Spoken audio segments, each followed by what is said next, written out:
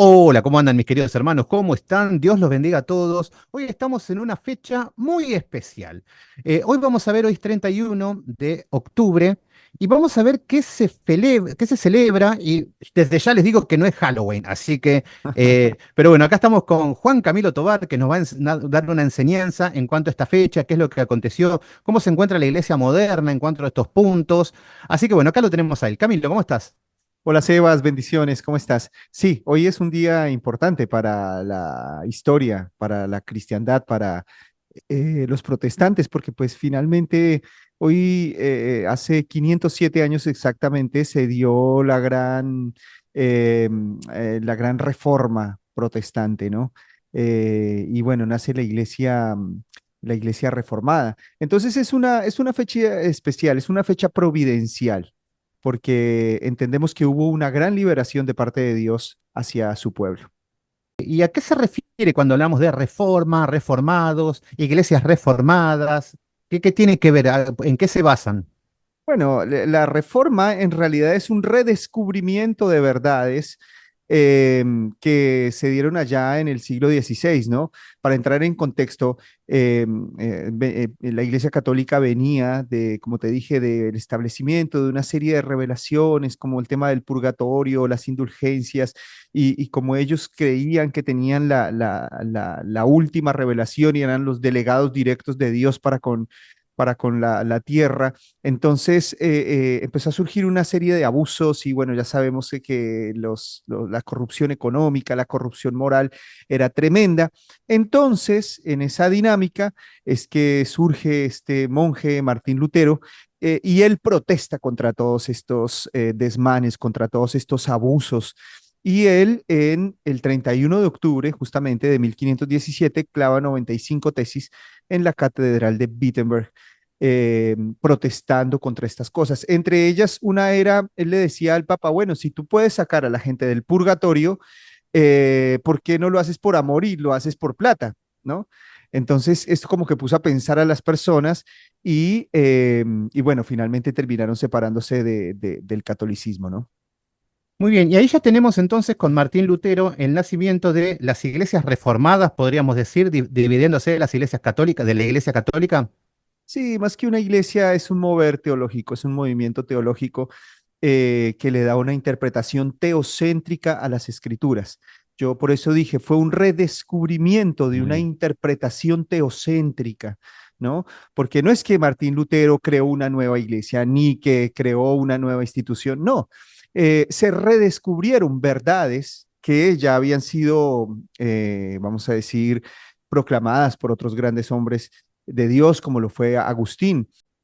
¿Y cuáles son los nombres de las primeras denominaciones que aparecen como iglesia para que los hermanos puedan entender cómo se levantan diferentes denominaciones? Porque algunos por ahí se confunden cuando dicen presbiterianos, luteranos, bautistas. ¿Cómo funciona esto? ¿Cómo estaban desde el principio? ¿Cómo sería esto? Un poquito para ordenar un poquito un cuadro en cuanto a lo que es las iglesias reformadas. Bueno, así brevemente, Y brevemente, la única rápido. iglesia que había en el siglo XVI era la Iglesia Católica. Cuando Sí. surge la protesta, entonces surge este movimiento teológico conocido como el protestantismo, y del protestantismo, bueno, surgen las iglesias reformadas, puntualmente las luteranas. Después, bueno, viene Juan Calvino y es como que él sistematiza más todo este asunto, lo radicaliza, y la reforma pues empieza a correr por toda Europa y todos los países del norte se adhirieron a Lutero y los países del sur mantuvieron su fidelidad a Roma, ¿no? Entonces nosotros tenemos allá Alemania, los Países Bajos, bueno, Luxemburgo, Bélgica, bueno, en esa época pues el mapa era diferente, ¿no? Se adhirieron a la reforma de Lutero y los países del sur, lo que era, bueno, Italia, Francia, España, mantuvieron su lealtad. Entonces ahí es donde surge la llamada iglesia luterana, vamos a decir, o la iglesia protestante, y en esta dinámica, pues Enrique VIII quería divorciarse, pide el divorcio al Papa, el Papa no se lo concede, entonces dice, bueno, como que me voy con Lutero, ¿no? Si no me dejas, no me das el divorcio, no me dejas hacer el divorcio. Entonces, Pero bueno, ahí en realidad lo que nace es la iglesia anglicana, que es como otra iglesia. Es otra iglesia católica, pero ya el líder era Enrique, ya no era más el Papa y tampoco era un movimiento que seguía Lutero, era otra iglesia. De esa iglesia anglicana surge el puritanismo, que son aquellas personas que exigían o que pedían que Inglaterra se reformara o se hiciera católica, o sea, como que no quedara ahí en dos aguas. Y de ese movimiento, bueno, es que después surge lo que nosotros conocemos como el presbiterianismo, esto llega pues a Escocia. Bueno, en realidad John Knox, que es el fundador del presbiterianismo, él toma las enseñanzas allá en Ginebra con Calvino y las lleva a Escocia, ahí surge el presbiterianismo, pero también hay toda una influencia de los puritanos. Y bueno, finalmente de la iglesia anglicana, que estaba como entre dos aguas, era como una iglesia católica separada, vamos a decir, es que surge después el metodismo y del metodismo los pentecostales, eh, eh, y bueno, más o menos así a grandes rasgos. Muy bien. ¿Y qué diferencia rápidamente la iglesia protestante de la iglesia católica? ¿Cuáles son las diferencias? Bueno, básicamente es la salvación por obras. Este es el gran conflicto de la iglesia, ha sido el gran conflicto del cristianismo contra el judaísmo. Nosotros vemos allá, ya, o sea, desde el primer siglo ya está controversia, ¿no? Los judaizantes queriendo hacer circuncidar a las personas, confiando en las obras, confiando en sus propias justicias, y Pablo combatiendo esto allá con los demás apóstoles, con respecto pues a que la salvación es por fe, por gracia, por la acción de Dios, por la acción del Espíritu Santo en el corazón del creyente. Esto no es una discusión práctica, es una discusión de confesión, vamos a decir, porque pues todos luchamos por tener buenas obras, todos tratamos de ser disciplinados, todos tratamos de evitar las consecuencias del pecado, todos tratamos de esforzarnos para tener una vida cristiana de testimonio, legítima. Entonces, esto no es un problema práctico, es un problema de confesión. Yo confieso que soy salvo solo por fe, por la fe en Jesucristo y por la gracia de Dios, y hay otros que confiesan que no, que son salvos por la gracia más las obras. Entonces es la gran diferencia, ¿no? Esta discusión viene desde el primer siglo, desde el surgimiento del cristianismo, y es como que se ha, vamos a decir, dado esta misma discusión en varios puntos de la historia, pero en síntesis es lo mismo. Entonces, ¿qué es lo que nos separa a nosotros del catolicismo o de las otras posturas teológicas? Es las salvas, son las obras, que no confiamos en las obras como medios de salvación, sino que confiamos solamente en Cristo y solamente en la gracia, ¿no? Muy bien. Y en la actualidad, en lo que estamos viendo con las iglesias modernas, que se hacen llamar protestantes, ¿abrazan estas doctrinas de los protestantes como lo que estamos hablando, las bases sólidas, o nos encontramos con que nos estamos volviendo a Roma, o nos encontramos con que es un desorden, o cómo ves esta situación en cuanto si abrazan las ideas de la reforma protestante? Bueno, la reforma protestante que surge con una protesta contra los abusos del catolicismo y contra las doctrinas del catolicismo, eh, esa iglesia reformada hoy, no sé si es tan reformada como, o los protestantes son tan protestantes como dicen serlo. Más bien pienso que ha venido dándose es un sincretismo, ha venido dándose un diálogo con las doctrinas del catolicismo, quizás no las más escandalosas como qué sé yo, la veneración a los santos Santos, o a purgatorio, María, sí. el purgatorio, todo eso, bueno, qué sé yo, sí se discutió y por ahí sí hay en ese sentido un distanciamiento.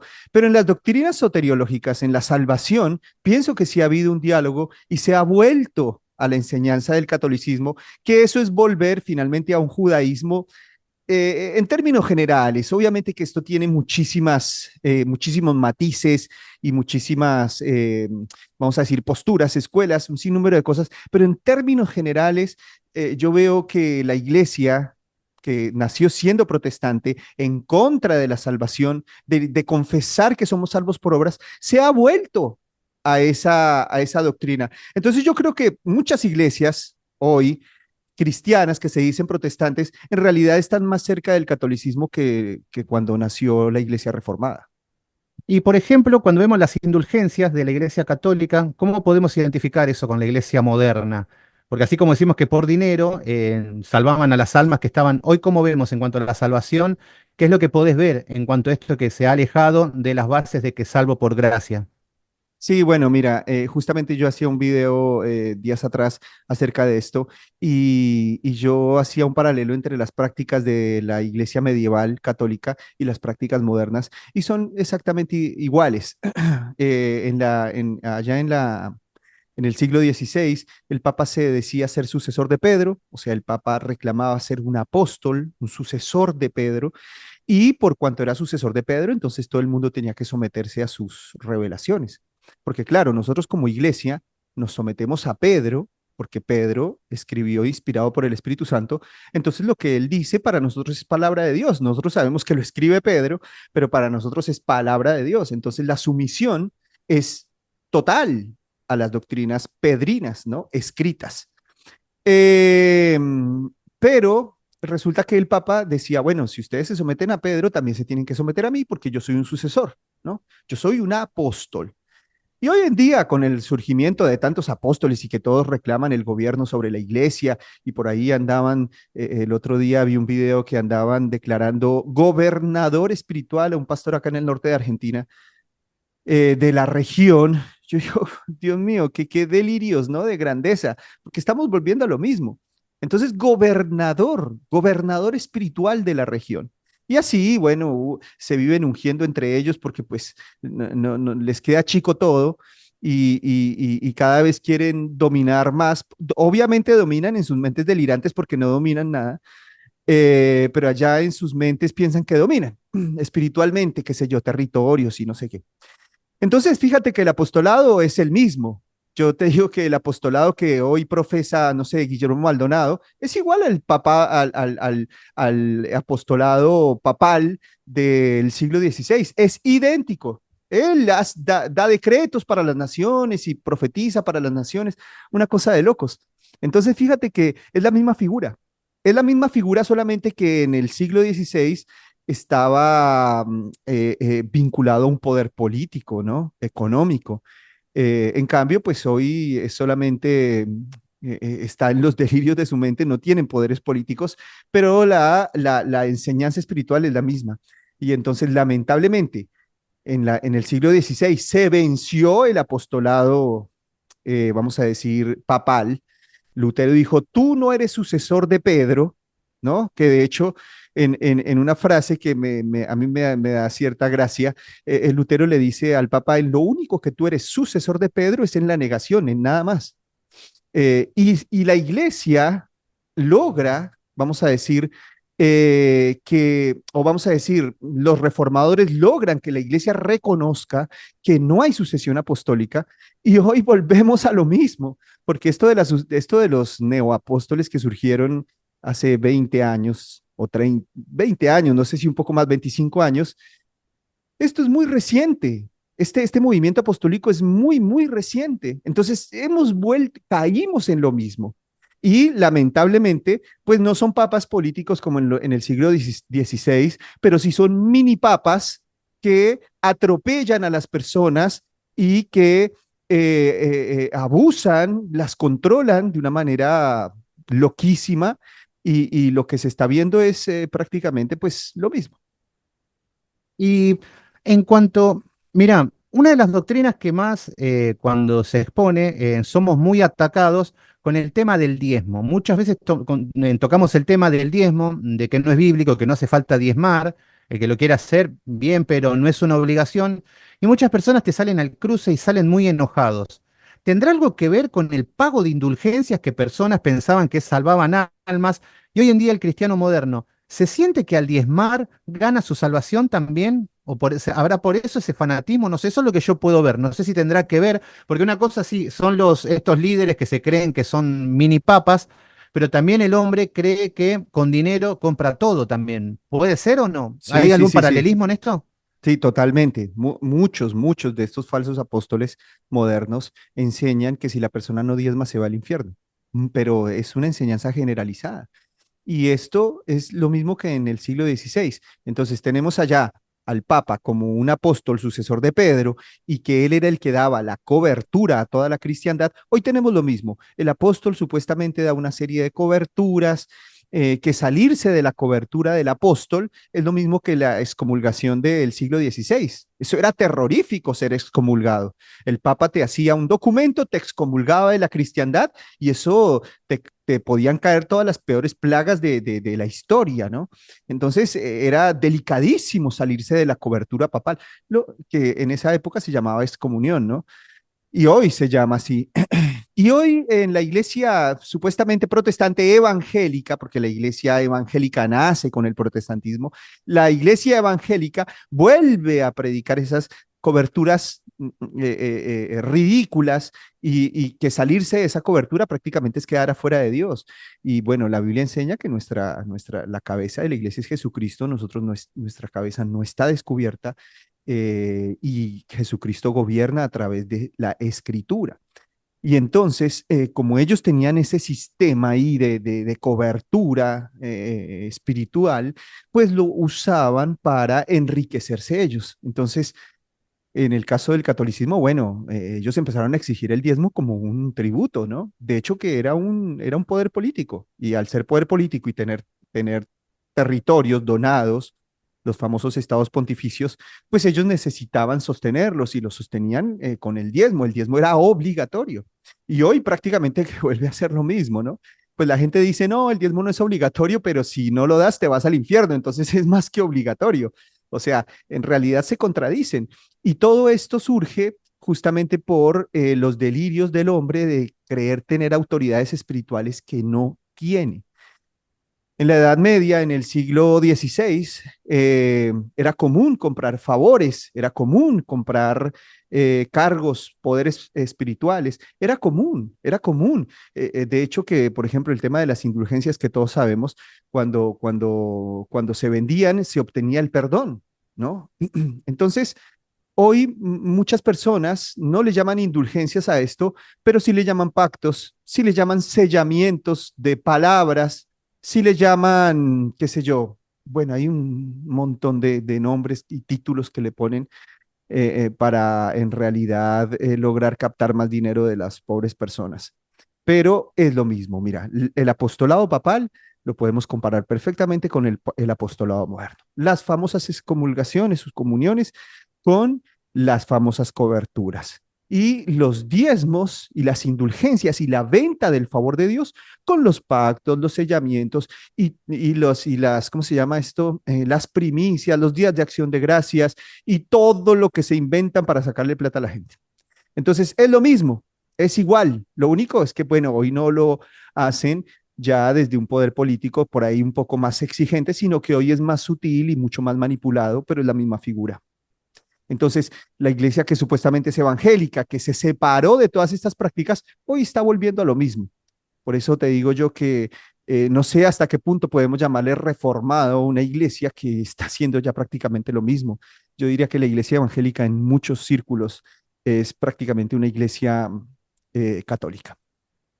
Y cuando pensamos que no podemos caer más bajo, en esta fecha vemos muchas iglesias que están festejando Halloween. ¿Cómo ves esto? Porque vos decís 31 de octubre y hay iglesias que vestidos de Michael Jackson, que salen gente de la tumba. Ya sé que es patético, pero es muy normal para la gente que en las iglesias estén festejando Halloween. ¿Qué consejo podés dar en cuanto a este tema, en cuanto a esta situación, en cuanto a lo importante de la fecha de la reforma? ¿Qué podés decir en cuanto a esta situación actual? Sí, yo creo que nosotros como iglesia deberíamos vindicar este día, ¿no? Como una conmemoración de lo que fue la reforma protestante, más que ese famoso Halloween. El Halloween, pues, es una fiesta pagana, es una fiesta dedicada a los muertos, que nada tiene que ver con nuestra fe. Sin embargo, nosotros como santificadores de la cultura, porque somos llamados a santificar la cultura, deberíamos levantar en alto, por ejemplo, esta conmemoración o cualquier otra cosa que sea, pero para la gloria de Dios, porque con eso es que se santifica la cultura. Dios le dijo a Abraham, ve y vive delante de mí todos los días de tu vida.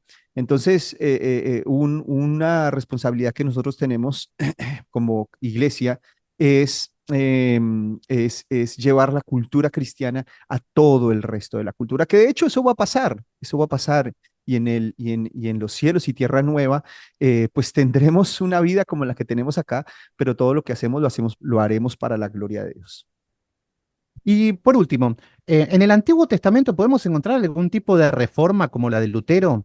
No sé, por ejemplo, los tiempos de Josías o Ezequías o algo, ¿se puede relacionar con algo? Yo sé que no es lo mismo la iglesia que en el Antiguo Testamento, el templo y todo eso, Mi- pero sí, Sí, sí, sí, porque mira que siempre que los profetas mandaban a volverse a la ley, volverse al pacto, era una especie de reforma, porque la reforma lo que hizo fue volverse a las escrituras, volver, como dije, redescubrir esos principios o ese entendimiento teocéntrico que nos dejaron los apóstoles.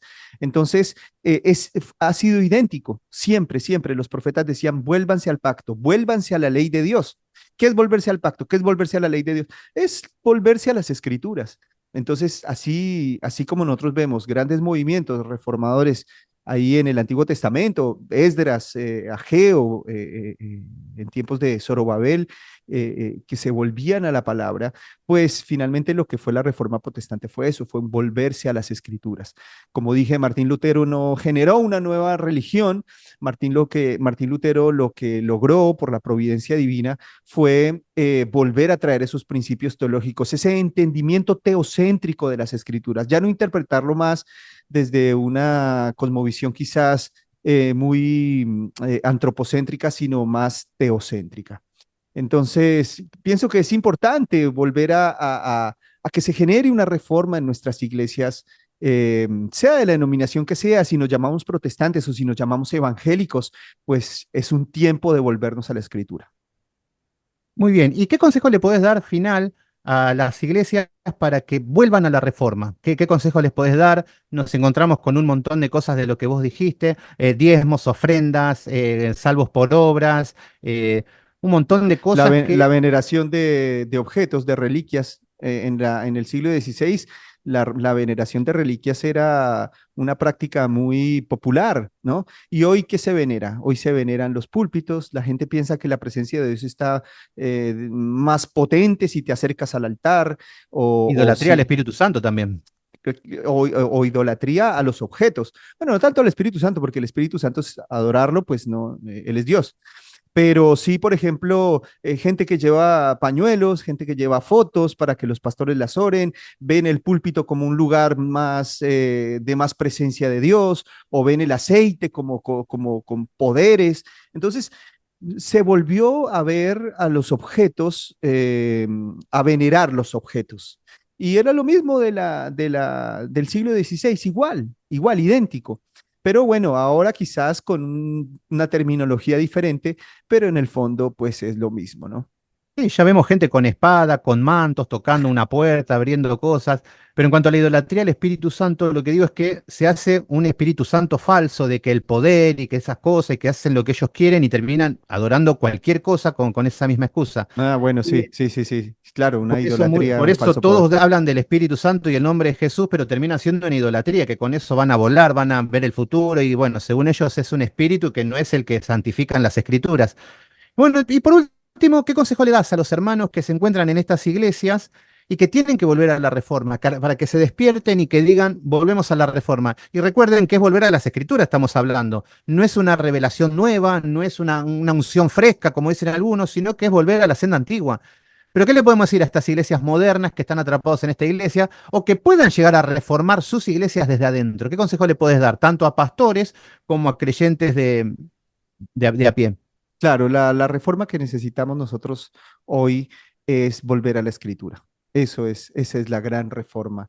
Ese es el gran cambio que necesitamos, volvernos a la palabra de Dios y creer totalmente en Él y en su salvación, porque la fe es muy importante para la salvación. O sea, el Señor Jesucristo dijo, el que cree en mí, como dice la escritura, de su interior correrán ríos de agua viva. Eh, la palabra nos enseña que la fe es fundamental para la salvación. Entonces, creer mal, pues acarreará condenación, ¿no? Y fe, que viene de una palabra griega, fe en español que viene de una palabra griega que es pistis, significa confianza. confianza en Dios. Y cuando tu corazón no está confiando en Dios por una mala doctrina, por una mala enseñanza, entonces tú no estás alcanzando la salvación. Por eso es muy peligroso, porque es que la gente dice, no, déjenlos, pobrecitos, ellos están buscando a Dios de cualquier manera. No, ellos no están confiando en Dios, no están poniendo su fe en la cruz de Jesucristo. Ellos tienen su fe repartida, un porcentaje quizás en Cristo y otro porcentaje en sus obras. Entonces, la fe de ellos es una fe pues corrupta, porque la fe que produce el Espíritu Santo es de una confianza total en la cruz, ¿no? Ese pistis es esa confianza del corazón que está volcada solo a la cruz. Y como te dije, esto no es un problema práctico, esto es un problema de confesión.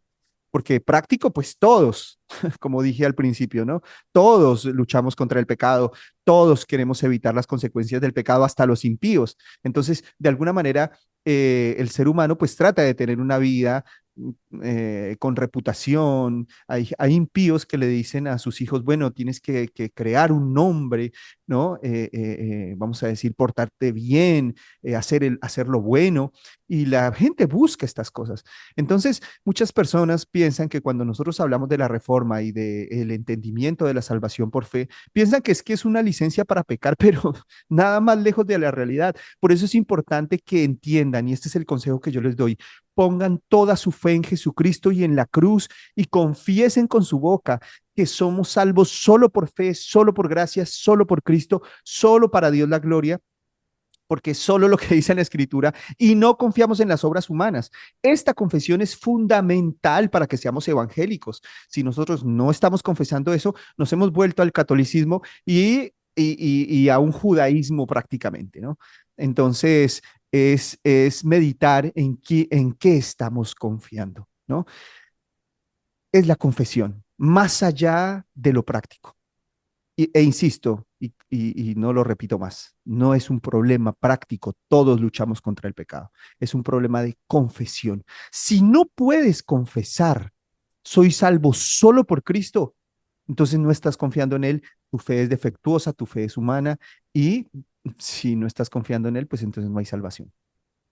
Qué bueno, qué lindo, lindo. La verdad que gracias Camilo por esta enseñanza.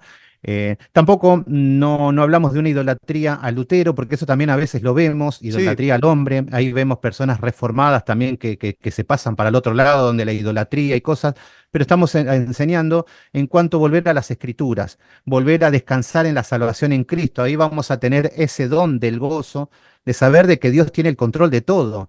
Y ahí amén. sería diferente el caminar, pero qué tortura tener que levantarme todos los días y decir, uy, uy, ¿qué obra tengo que hacer para agradar a Dios? Va a ser un infierno mi vida porque todo lo que haga va a estar mal. Sí, sí. Entonces, qué lindo descansar en la cruz de Cristo y que ya está todo pago. Después tenemos que hacer alguna enseñanza, Camilo, en cuanto a esta situación de la salvación, de las reformas, lo que es el arminiano, el semipelagiano, las diferentes para que el hombre sepa, los hermanos sepan dónde están parados, cuáles son las amenazas que nos encontramos, cuál es la tentación que tiene el hombre de saber, de pensar de que yo tengo que aportar algo para mi salvación. Y bueno, es tan importante esta doctrina, pero bueno.